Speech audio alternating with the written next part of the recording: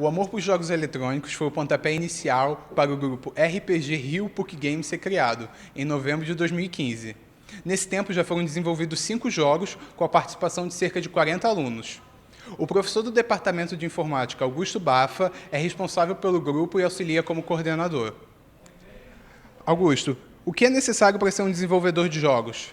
Então, primeiramente, tem que entender que existem 2 profissionais que estão envolvidos na área de jogos. Então, você tem o designer, que é o ilustrador, é o artista. Então, ele tem que ter conhecimento das ferramentas de ilustração, de desenho, fazer animações. Não necessariamente 3D ou 2D, você pode trabalhar em dois aspectos, 3D ou 2D, mas ele tem que ter o domínio da arte, desenho e animação e as ferramentas. Em relação à programação, que é o segundo perfil, ele tem que dominar a parte toda de programação, a linguagem específica que ele vai trabalhar. Então, ele pode ter experiência em uma ou mais engines de jogos. E, realmente, é um cara que tem que saber um pouco mais de matemática. Então, muitas vezes, esse profissional ele tem que ter sido um bom aluno em matemática, em cálculo, em álgebra linear, porque isso auxilia não só na física do jogo, mas também auxilia em alguns efeitos que a gente pode colocar. Entendeu? Então, é bastante importante. São 2 profissionais. É o de computação, do curso de computação, e o do curso de design. Quais são as etapas para elaborar um jogo? Então, são 3 etapas. A primeira etapa, você tem que pensar bem como é que é a história do jogo.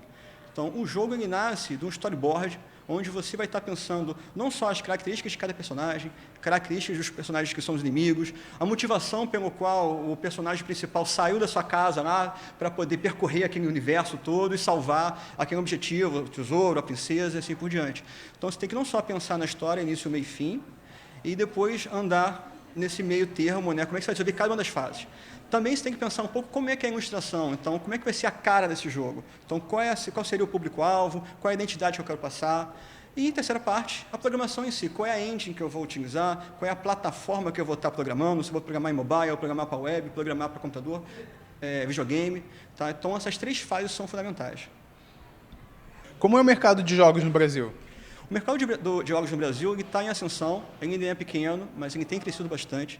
O mercado duplicou de 2011 para cá, então tem tido uma grande demanda, não só de jogos para o consumo nacional, mas também de jogos de consumo internacional. Nós temos muitas empresas de fora que têm encomendado jogos para empresas do Brasil, está tendo essa demanda de expansão de software.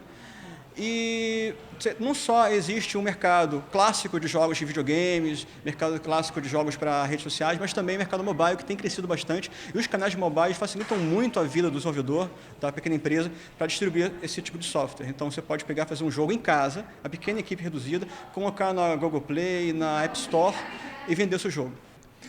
Qual o benefício de se jogar? Então, atrás do jogo, você pode ter experiências diferentes do mundo real. Então, você pode vivenciar contextos históricos, pode vivenciar esportes, pode vivenciar jogos de corrida, contextos de fantasia. Então, você entra no personagem e vivencia aquela experiência atrás do jogo. Obrigado, Augusto. Eduardo Manhães, na cobertura do PUC por um Dia.